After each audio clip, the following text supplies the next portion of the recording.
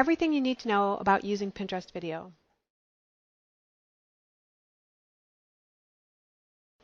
Hey Pinners, it's Michelle Held from pintalk.net, and here is a tutorial and a video about everything you need to know for using Pinterest video. I had another video on my YouTube channel that I saw was doing pretty well, how to create a Pinterest video pin, and I've written a few blog posts about it now, and they're doing pretty well, so that tells me that's what people want to know about. It used to be you could only share from like TEDx Talks and then Vimeo and then YouTube, but now you can upload your own video, but only if you have a business account. If you don't have a business account, then what you end up with is only being able to share a video up with tries, and that's on this tab right here. Here's something I tried. It's kind of like a comment on someone else's pin or your own pin, so that's the restriction and another good reason to stick to adding videos. First thing, and something we've been focusing on in all past or recent tutorials, is convert to a Pinterest business account. It's free. I have a tutorial on how to do it. Basically, you need to have a top level domain name claimed on your account. So here is that section of your Pinterest settings. I'm showing you this on desktop because it's just easier to do screen caps, but you can do this from mobile app or desktop. So on desktop, 3 dots, upper right corner. If you're on the mobile app and following along, hit your profile icon in the lower right, and then the gear icon in upper right, and come into this area. So on the mobile app, you're going to scroll down. Here, you just have to claim your website, and that will convert you to a business account. How you know you have it for sure, because I had this issue with a client, is your URL for your website is right here, and it is clickable. It'll send you over. So once you do that, you claim your website, you are converted to business. That means you get a few super useful features, and one of the newest ones is business accounts have this video tab. So this shows all the videos that you've uploaded. I'm a little behind. What I'm doing now is taking all my videos that fit the specs, and I am sending them up to my Pinterest and putting them there too. So they're on YouTube, and they're going to go on my Pinterest account. While you're in this area, I have wrote a few tutorials on this too. You can claim your Instagram, YouTube, and if you have it, Etsy. So I have these two. I don't have an Instagram for this account. I have it for my other metrony.com website and Ask Cybersecurity. So not there for me, but YouTube is claimed, and so you can just do that while you're there. So convert to a business account, and then you get access to this video tabs. It's nice to feature that, especially if your Pinterest is about do-it-yourselves and our recipes, something like that, even home decor, any kind of tutorial or where you need to really show something. It's a great way to segment or segregate the videos out. They still get saved to regular boards, but they also live on their own video tab too. So they're kind of in two places in your account, and it's to make it easier to find. So video best practices, I sort of already indirectly spoke about it. If you're going to go through the trouble of making a video, then repurpose it. So use it on Instagram, use it in stories, create a YouTube channel, post on Pinterest, embed it in your blog post. You'll see if you go into, I think I did, what did I do in here? Most of my blog posts have a video that go with them. And it helps on conversions on web pages, helps with click-throughs and emails, and certainly with sales for websites.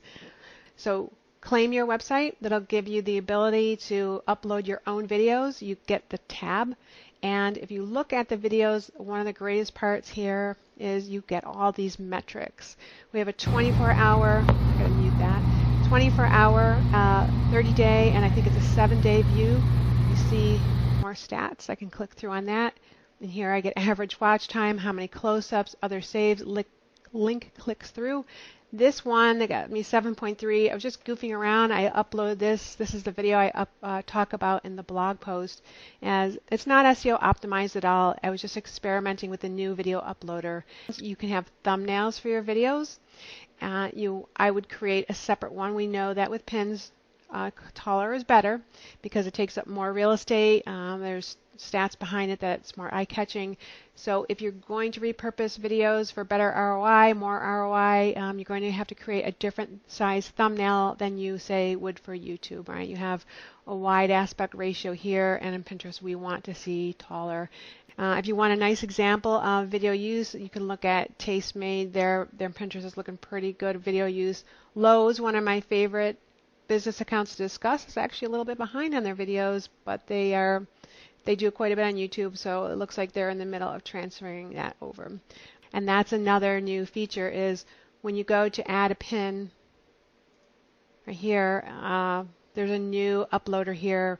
Once I drag in a video, that it gives me an easier interface to upload my video pin. I don't want to go there because when you do upload a video, it can take up to, I've seen up to about a half an hour for the video to, it looks like there's a manual approval process, excuse me. So it takes about 30 minutes for the video to actually appear on my tab. And when you upload a video pin, here's go create pin again, I drag it in here from a file and then I save it. You want to make sure you see the notification down here that it actually was uploaded. That is discussed and shown in this. Where's our tutorial? If you go to my video on the YouTube channel, how to create a video pin, I show that upload process. So recapping, I have to claim, have to convert to business account. I get my video tab, and I get my improved analytics on the videos themselves. You should also create a matching landing page for your video. If you're trying to sell off your website, you get a 13% increase in conversions. Make sure SEO optimize, search engine optimize your video pins. So create an SEO friendly board to save them to. Create that board with the phrase that you want to be found for in Google searches.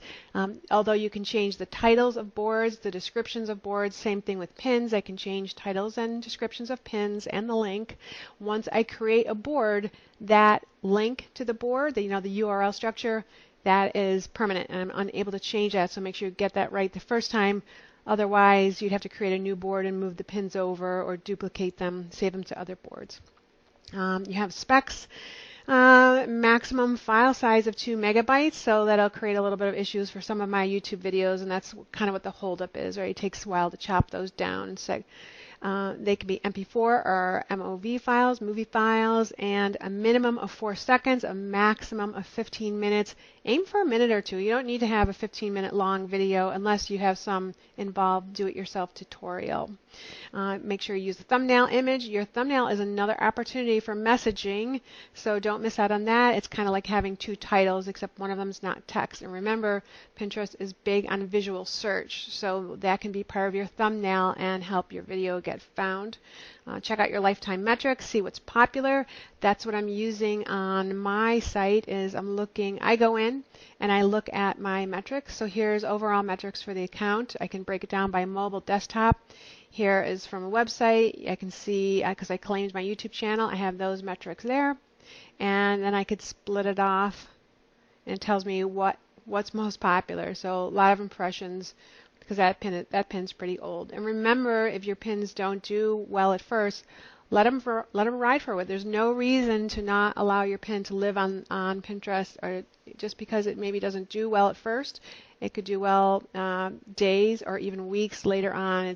They build up over time. The pins have a long shelf life. It's not like something that disappears.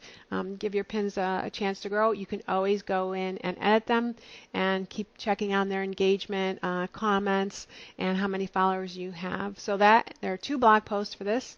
How to use Pinterest video pins. I have one actually how to save a video pin, which is already on YouTube. And then this one is the blog post that goes with this video, everything you need to know. Here's the creating a video pin and some tools I'm using. So I create a video, I embed it in a blog post. The blog post is hooked to my RSS feed. It is sending out the weekly newsletter on Saturday mornings. I hope you subscribe to my email list, please. RSS feed to email list. Now I have my RSS feed claimed right here on my Pinterest, and that is saving pins automatically to my infographics and social media tutorial board. So a little bit of automation going on to help out with your marketing efforts, and it's doing pretty well for building traffic and really helping me out. Now I do go in, even though the pins are saved automatically, I do go in and save them to other boards and group boards that I belong to, and it's helping me out with traffic. So everything you need to know about Pinterest videos right here in a blog post. And on this video, shoot me some questions. All this can be done from mobile app or from desktop Pinterest. Some things are a little bit easier on desktop. More and more business features are becoming available on the mobile app, but the ability to manage ads has sort of been the missing link, and that seems to be changing too. So I hope you'll liked this video. Follow my YouTube channel or hit the like button on the video and leave me some comments, questions. Sign up for my email list on the website, and you check out all tutorials. And here's my YouTube channel, connect on Twitter, and of course connect on Pinterest. There we go. Carry on, Pinners.